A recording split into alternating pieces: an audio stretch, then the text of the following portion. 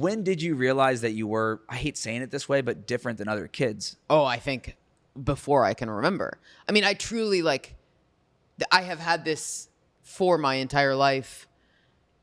There is no escaping that. Like, I've had people be like, oh, you have something on your face. What is that? I have strangers touch it. I've had multiple strangers kiss it or lick it in bars. Like, over the years, that's probably happened like 3 or 4 times, but like 3 or 4 times over a lifetime. Yikes. Of a stranger walking up to you and like kissing a thing on your face, licking a thing. I mean, it's crazy. I have people touch it without asking all the time. Like, and that's happened my whole life.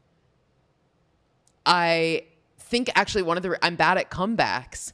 I'm an only child, so I didn't have siblings to practice on, but also like I made the decision early. I don't even know if consciously, but like I chose the path young to not like be shitty back to somebody about my birthmark, but just when somebody says whatever insane shit I get all the time, right, I just would say, oh, it's a birthmark. I've had it my whole life. And some version of that, you know. And I think that that was a path that it's like when you look different enough, you have to either be fine with it, like step around whatever the otherness is, whatever the difference is, and be like, no, I'm gonna still be like positive and hold my head high, and you're gonna interact with me, not the thing that's weird. Yeah. Or you can let it sour you and really make you bitter and feel different and feel outside. Yeah. And I really probably just credit my parents, my mom, absolutely, and like help, you know, creating an environment that led me to choose the more positive route. Well, I was going to say, as a kid, I mean, like, we're the same age or around that same time. Like, I'm very young. Yeah. Okay, me too. But you have to have a lot of strength as a kid to do that, especially like we went to school with no cell phones. It was like what happened at school. I can't imagine life like now. And I'm sure like you still get comments, people saying bullshit on the internet. But back then, how did you have that strength and awareness? You mentioned your parents, which I'm sure had a great influence on the way that you handled. But like, I could guess most kids wouldn't handle that well, and they would deal with some type of anxiety, depression as a kid. Yeah, I think the credit really, really goes to my mom.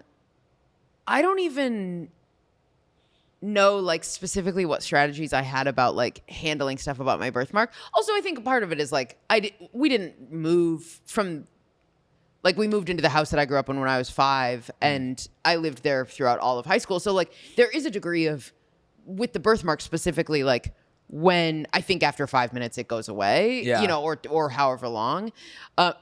I say that because I've had hundreds of people say that to me throughout my life. Yeah. So I think that there's a degree of like kids at school were like, oh yeah, that's Chloe. They weren't like, that's birthmark girl. Every once in a while, if somebody wanted to be mean, they would pull it out. That's when basically it's like once, you know, maybe at the beginning of the year when I'm meeting new kids, there was like weird reactions, but then people got used to it.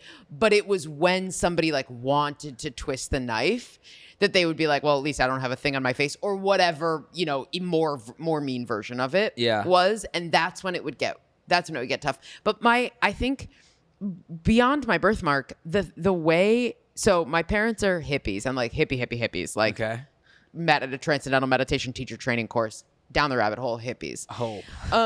And but I grew up with just my mom. I'm very, very close with both of them, but I grew up with just my mom. And my mom would set aside, we would have processing time since before I can remember. Like, I don't know, 2, 3, processing time, which is like time for me to process my feelings. If I'm sad, what am I sad about? If I'm, you know, scared, what am I scared about? Whatever. And we would talk it through. And we would like talk about this thing that was uncomfortable, that, you know, is a topic that I don't want to deal with it because it makes me, like, I have such memories of dealing with this when I was a little kid. Yeah. You know, Holly didn't invite me to her birthday party, and I feel sad and hurt about that. And this is a topic that you don't want to deal with because it's painful to deal with. And we would sit on the couch and we would talk about Holly didn't invite me to her birthday party, and I feel sad about that. And eventually I would cry. Like, eventually it would like, you know, it's like you like peel back the layers far enough that I would sob, process the feelings. My mom would talk about like the hardest thing in the world to do, the scariest thing in the world as a human is to feel a bad feeling, is to like sit in that bad feeling and walk through it and like get through the fire to the other side. Not go around it, not shut it down, but like be in it. Face it, like dive head first into it. Stand in it. But then you get through. And like I would cry until I would yawn. Like suddenly in the middle of sobbing, I would have a big yawn and that would be like, oh, that is the end of it. That is, or that is like the end of this part of it. Yeah. And my mom taught me that like we would have, if I like couldn't do it because I had play practice at the time, you know, I'm like sad right now, but I have to go to play practice. My mom would say, make a promise to your higher self that you will come back to this feeling and you will deal with it and you will process it, but you can't right now because you have play practice. And I would go, I make a promise to my higher self, I will, but I have play practice. And then the next day we would sit down on the couch and have processing time. And we would have hot chocolate after. And like, it was this, I mean, it's like this incredible, that is why I am very in touch with my emotions, because of that pattern that my mom set up when I was a kid. I remember being in high school and being like, oh, every negative emotion is rooted in either fear or grief. If I'm mad, what am I scared of? If I'm jealous, what am I sad about? If I'm like, fear and grief are to me, the absolute core roots. And I was 15 when I came to that conclusion. I mean, your mom is an angel. Yeah, she's is incredible. Was she a therapist, or this is just where like that is such a thing of beauty to like have those moments? And like you probably thought growing up, oh, everyone does this, and you realize we're the only ones that do this. No, I knew that we were weird. Did? Okay. I mean, that's like part of what made me feel weird as a kid was that like I grew up in this hippie household that I knew was very different than everybody else's. Yeah. Okay, I was talking about the processing time, like just. That is so unique, I guess. But when you're growing up with it, probably in the moment, you're like, okay, we do this. This is our thing. I think I was always aware of like everything that went on in our house was different than everything that went on in someone else's house. Well, that's a unique perspective because like you mentioned the birthmark being unique, your parents unique, your household unique.